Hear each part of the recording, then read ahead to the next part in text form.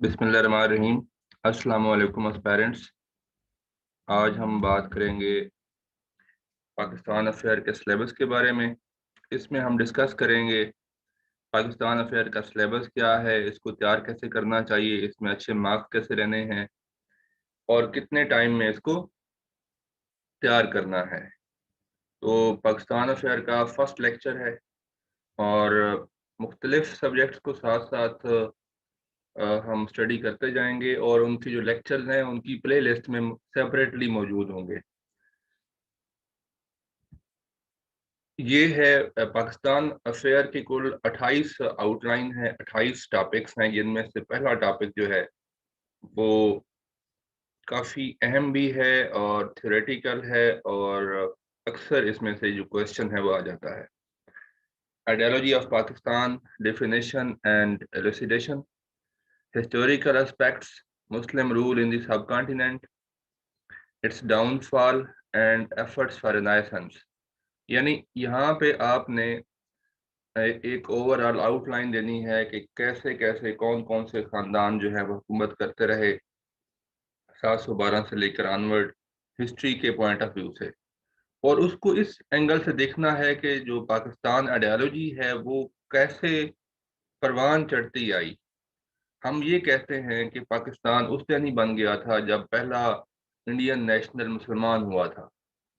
तो 712 के बाद कैसे ये इवाल्व होना शुरू हुआ टू नेशन थ्योरी, उस पॉइंट ऑफ व्यू से आपने इसको स्टडी करना है। फिर 1857 की जंग आज़ादी के बाद जब हालात मुसलमानों के लिए बहुत ज़्यादा ख़राब हुए तो उस टाइम कुछ रिफॉर्म मूवमेंट स्टार्ट हुई, जिसमें Sheikh Ahmad Sirhindi, Shah Waliullah, Syed Ahmad Shahid, Aligarh, Deoband, Nadwa and other educational institutions, Sindh Madrasa, Islamia college Peshawar, इनका रोल जो है वो हमने डिस्कस करना है। सिंध इसके बाद फिर ideology of Pakistan in the light of,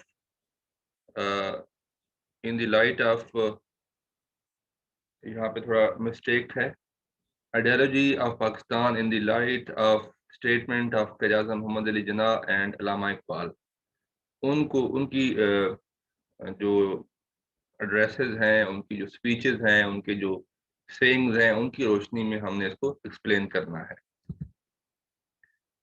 next है land and people of Pakistan, geography, society, natural resources, agriculture, industry and education with reference to characteristics, trends and problems, ये टॉपिक है। फिर Pakistan and changing regional operators, specially ये जो US withdrawal है from Afghanistan, Iran के साथ जो रिलेशनशिप्स हैं उसके बारे में, और जो चाइना, रशिया और ये जो इक्वेशन बन रही है ट्राइका स्पेशली पाकिस्तान के साथ, इन तमाम का आपको अच्छी तरह कंसेप्ट होना चाहिए। Nuclear program of Pakistan, it's safety and security, international concerns, ये एक टॉपिक है। फिर regional cooperation organisations, SAARC, ECO, SCO and the role of Pakistan. Fixed outline है civil military relations in Pakistan throughout, जितना भी मार्शल लॉ लगे, डेमोक्रेसी में या पॉलिटिक्स में इंटरवेंशन हुई मिलिट्री की, और अभी करंट क्या चल रहा है, economic challenges in Pakistan, non traditional security threats in Pakistan, role of non state actors, फिर Pakistan role in the region. तकरीबन ये इससे मिलता जुलता ही है, Pakistan and the changing regional operators. Palestine issue, changing security dynamics for Pakistan, challenges to national security of Pakistan, ये एक टॉपिक है। पॉलिटिकल एवोल्यूशन सिंस 1971, 1971 के बाद जो भी history of political history of Pakistan है उसको आपने देखना है। पॉलिटिकल कल्चर के क्या क्या फीचर्स हैं पाकिस्तान में। Pakistan and the US war on terror, ये 9/11 के बाद की सूरत हाल और स्पेशली जो वार ऑन टेरर है उसको आपने एनालाइज करना है। Foreign policy of Pakistan post 9/11, Pakistan की क्या क्या फॉरेन पॉलिसी रही है आफ्टर 9/11, स्पेशली क्योंकि तालिबान के हवाले से पाकिस्तान ने अपनी पॉलिसी में यू टर्न लिया था। पहले पाकिस्तान ने तालिबान की हुकूमत को तस्लीम कर रखा था, लेकिन 9/11 के बाद पाकिस्तान को यूएस वार एंड टेरर में शामिल होना पड़ा, और उसके बाद Pakistan was the key ally of the US and other allied forces. तो ये वो टॉपिक्स हैं जिनके ऊपर बाज़ औक़ात ऐसे भी आ जाता है, इसलिए इन टॉपिक्स को आपने इस पॉइंट ऑफ व्यू से भी तैयार करना है कि एक तो ऐसे राइटिंग में भी ये हेल्प कर सकते हैं, और दूसरा ये करंट अफेयर से भी काफ़ी ओवरलैप करते हैं। Evolution of democratic system in Pakistan, ये टॉपिक और ये जो टॉपिक है टॉपिक नंबर 12, ये भी तकरीबन सेम एरिया बनता है, पॉलिटिकल एवोल्यूशन सिंस 1971। फिर आता है ethnic issues and national integration. ये जो हम एथनिसिटी और मुहाजिर, पठान, पंजाबी, बलोची, और कैसे ये नेशनल इंटीग्रेशन को अफेक्ट करता है और कैसे हमने अपने आप को इंटीग्रेट करके रखना है। फिर है hydropolitics, water issues in domestic and regional context, कि कैसे इंटरनल जो है हमारी आपस में कंफ्लिक्ट हैं, जो सिंध का पंजाब के साथ, फिर कालाबाग डैम का इशू है, और रीजनल इंटरनेशनल लेवल पे ये है कि पाकिस्तान का जो कंफ्लिक्ट है अफगानिस्तान के साथ, वो तो हमने ऑलरेडी डिस्कस किया था, और ये लेक्चर हमने पहले डिस्कस किया है कि what is the water conflict between Pakistan and Afghanistan. फिर पाकिस्तान का इंडिया के साथ जो कंफ्लिक्ट है, जिसकी हिस्ट्री भी है 1960 से लेकर, तो वो भी इसमें आएगा। पाकिस्तान नेशनल इंटरेस्ट, फिर टॉपिक है चैलेंजेस टू सॉवरेनिटी, फिर Pakistan energy problem and there effects, energy crisis, फिर रिन्यूएबल एनर्जी रिसोर्सेज के बारे में बात होगी। Pakistan relations with neighbours excluding India, इसमें तमाम नेबर्स आ जाएंगे, Afghanistan, India, Iran, China.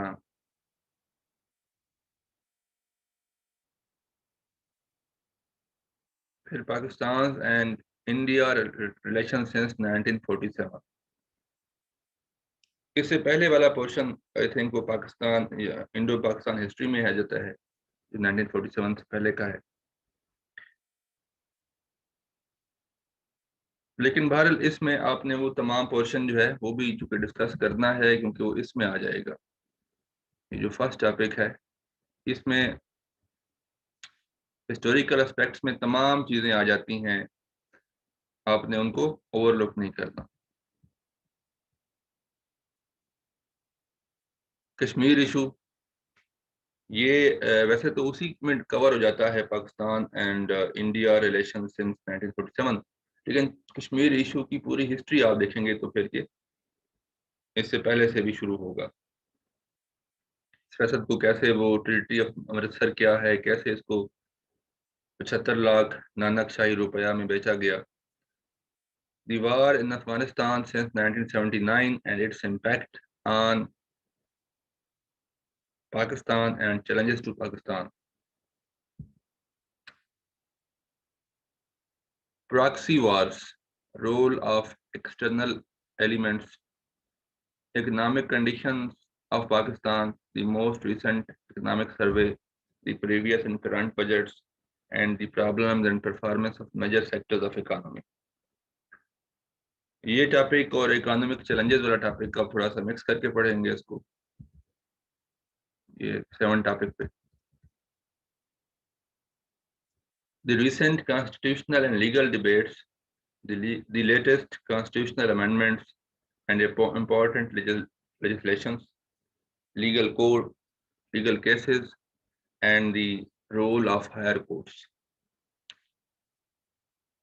The prevailing social problems of Pakistan and the strategies to deal with them: poverty, education, health, and sanitation.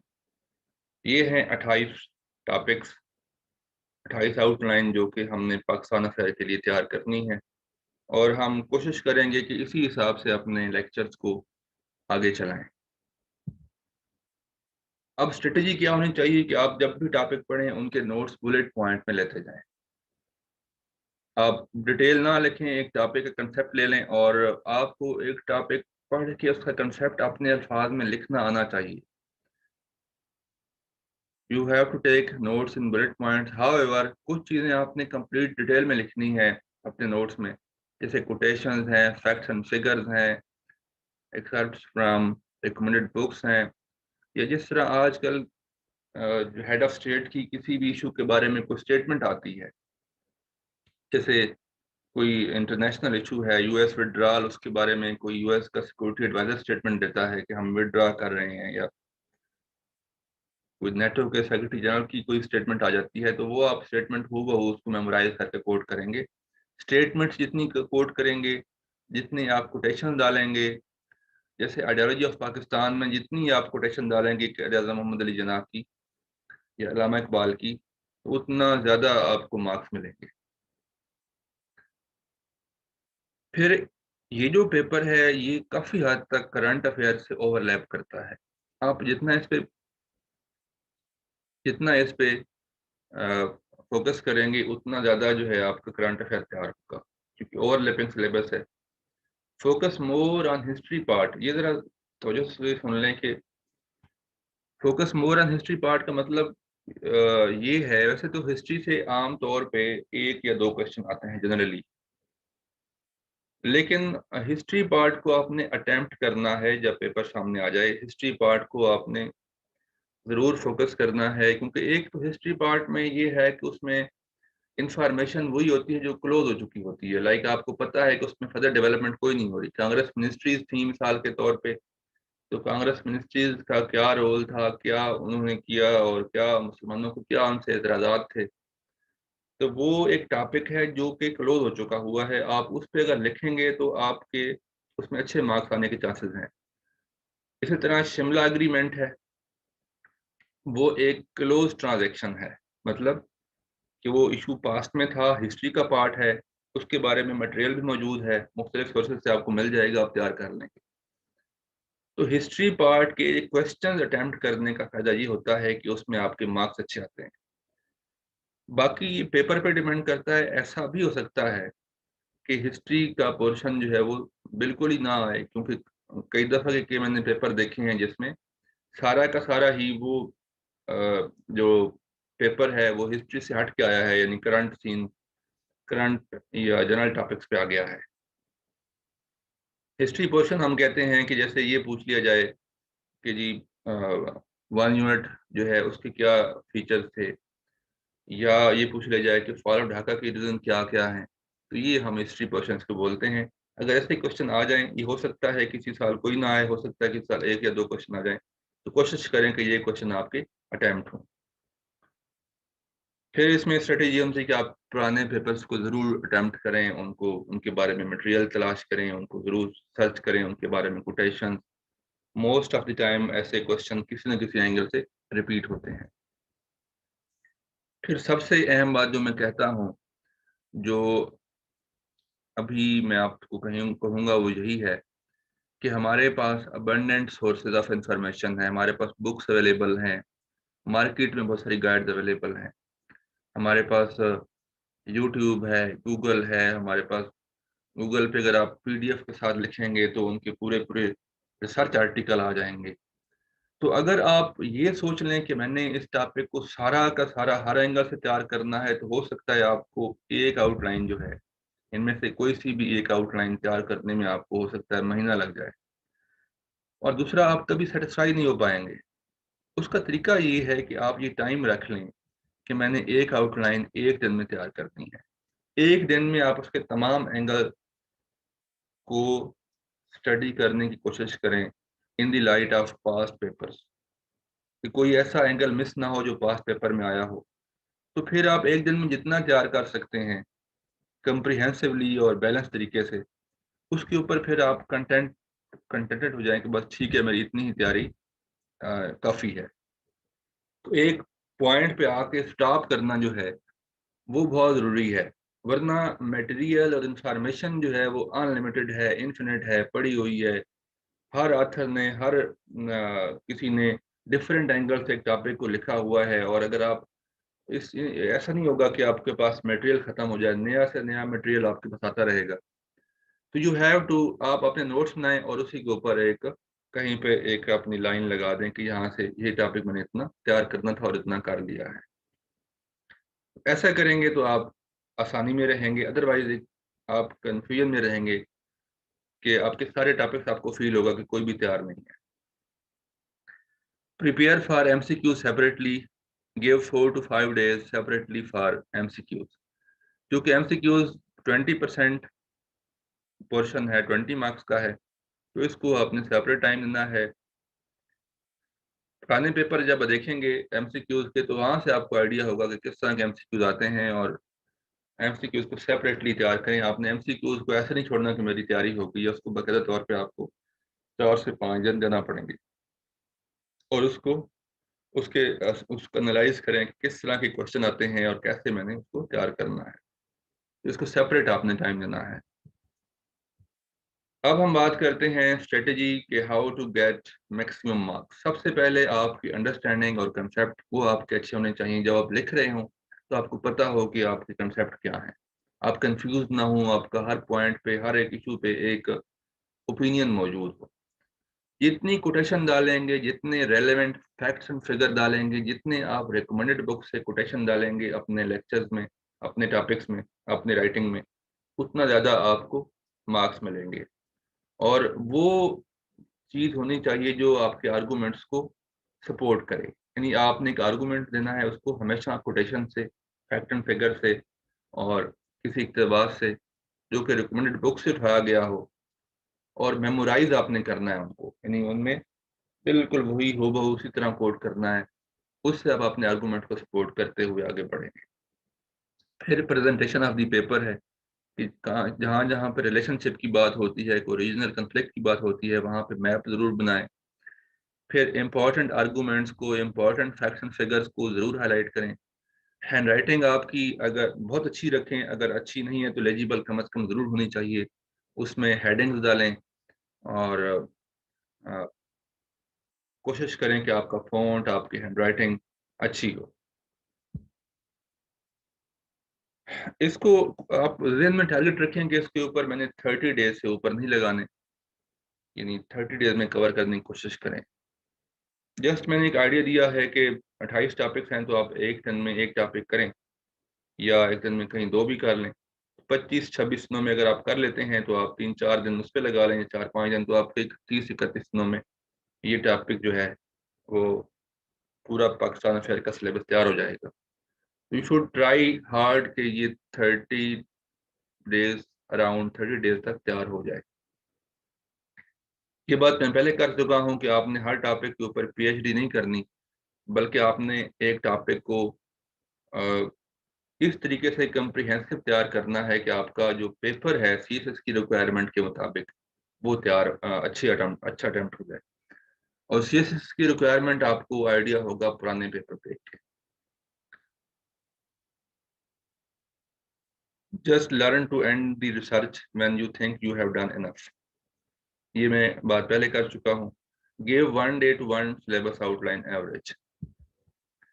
अब हम बात करते हैं कि आपने पेपर में जब अटेम्प्ट करना है तो टाइम मैनेजमेंट कैसे करनी है। देखिए, आपके पास 180 मिनट्स होते हैं, 30 मिनट्स आपके एमसीक्यूज में आ जाते हैं। सम टाइम ऐसा होता है कि एमसीक्यूज आप 10 मिनट में कर लेते हैं, और या 15 मिनट में अगर आपको आते हैं तो आप वो, या 20 मिनट में कर लेते हैं। तो वो टाइम भी, अगर आपको पेपर मिल चुका हो, क्वेश्चन पेपर जो सब्जेक्टिव है, तो आप उसको उस टाइम में भी शुरू कर सकते हैं। इस सूरत में आपको कुछ टाइम एक्स्ट्रा मिल जाता है।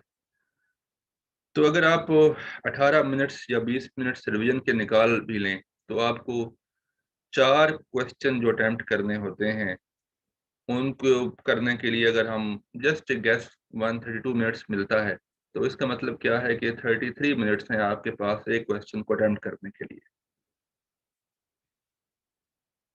ये आप अपने हिसाब से निकाल सकते हैं। ये 30 मिनट्स भी हो सकते हैं, 32 मिनट्स भी हो सकते हैं, डिपेंड करता है आप कितना टाइम रिवीजन को दे रहे हैं।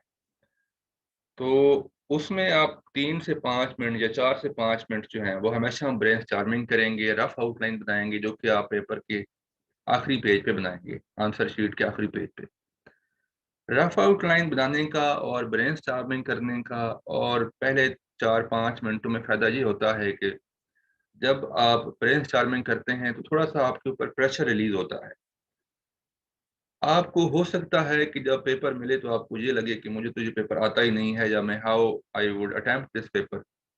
बट जब आप ब्रेनस्टॉर्मिंग करते हैं और उसके साथ-साथ रफ आउटलाइन बनाते हैं, थोड़ा उसके बारे में सोचते हैं, पहले 4 से 5 मिनट आपने लिखना कुछ नहीं होता, जस्ट आपने सोचना होता है। तो आपका जो मेंटल प्रेशर है वो रिलीज़ होना शुरू हो जाता है और आप रेडी हो जाते हैं टू अटेम्प्ट द क्वेश्चन। यानी 3-4 मिनट पहले जो क्वेश्चन आपको लग रहा था कि ये मैं कैसे अटेम्प्ट करूँगा, आपको कोई ना कोई आपका माइंड जो है वो रास्ता दे देता है उसको अटेम्प्ट करने का। तो एक तो आपका प्रेशर रिलीज़ होता है आपके माइंड पे, दूसरा आप जब रफ आउटलाइन में उसके तमाम अहम पॉइंट्स लिख लेते हैं, तो फिर आपका माइंड रिलैक्स होता है और रेडी हो जाते हैं आप लिखने के लिए। फिर आपके पास बचते हैं 28 से 29 मिनट जिसमें आपने वो क्वेश्चन लिखना होता है। इस टाइम में आपने उसके बारे में, जैसे हमने पहले बताया, कि उसको फैक्ट एंड फिगर से आपने सपोर्ट करना है और हमेशा आउटलाइन की फॉर्म में इसको करें। टॉपिक को स्टार्ट करें, उसके मतलब बाकायदा बॉडी बनाएँ, उसकी हेडिंग्स बनाएँ और आखिर में उस टॉपिक को कॉम्प्रिहेंसिव तरीके से कंक्लूड करें। मतलब ये जो आंसर है आपके पाकिस्तान अफेयर का, that is a kind of mini essay. फ़र्क ये है कि इसमें आप हेडिंग्स डालते हैं, ऐसे के पेपर में आप हेडिंग नहीं डालते, यहाँ पे आप हेडिंग डालेंगे। बाकी इसके लिखने का स्टाइल किसी हद तक वो एक समझ लें कि मिनी एसे की तरह होता है, कि आप एक पॉइंट जो हेडिंग लिखते हैं उसी को नीचे ही सब्सटेंशिएट कर रहे होते हैं। जैसे आप ऐसे में टॉपिक सेंटेंस को सपोर्ट कर रहे होते हैं। तो इसमें चूँकि आप हेडिंग डाल रहे होते हैं तो ये यहाँ पे थोड़ा फ़र्क है ऐसे के पेपर से। और इसमें आप अ, उसी ऐसे वाली टेक्नीक से आप पॉइंट उठा के लिख रहे होते हैं और इसमें आप जो आउटलाइन ज़रूर बनाएँ शुरू में, हर पेपर के हर क्वेश्चन के शुरू में, लेकिन जगह छोड़ दें शुरू में और आउटलाइन लिखें हमेशा आखिर में जाके, जब आप उस टॉपिक को मुकम्मल कर चुके हों, उस क्वेश्चन को मुकम्मल कर चुके हों, तो शुरू में जो आपने जगह छोड़ी होगी वहाँ पे आप आउटलाइन आखिर में लिख लें, ताकि उसका फ़ायदा ये है कि पेपर लिखते हुए अगर कोई नया नया आइडिया आता है तो आप उसमें इनकॉर्पोरेट कर सकें अपनी नीट आउटलाइन में। रफ आउटलाइन हमेशा आपने आंसर शीट के आखिरी पेज पे बनानी है। तो ये था हमारा आज का टॉपिक और इंशाअल्लाह अब हम करंट अफ़ेयर और पाकिस्तान अफ़ेयर दोनों के टॉपिक्स जो हैं वो साथ-साथ लेके चलेंगे और उनको आप डिफरेंशिएट ऐसे कर सकेंगे कि आप प्लेलिस्ट में जाके हर एक सब्जेक्ट की जो सेपरेट प्लेलिस्ट बनी हुई है, वहाँ से आप उनको स्टडी कर सकते हैं। बहुत शुक्रिया।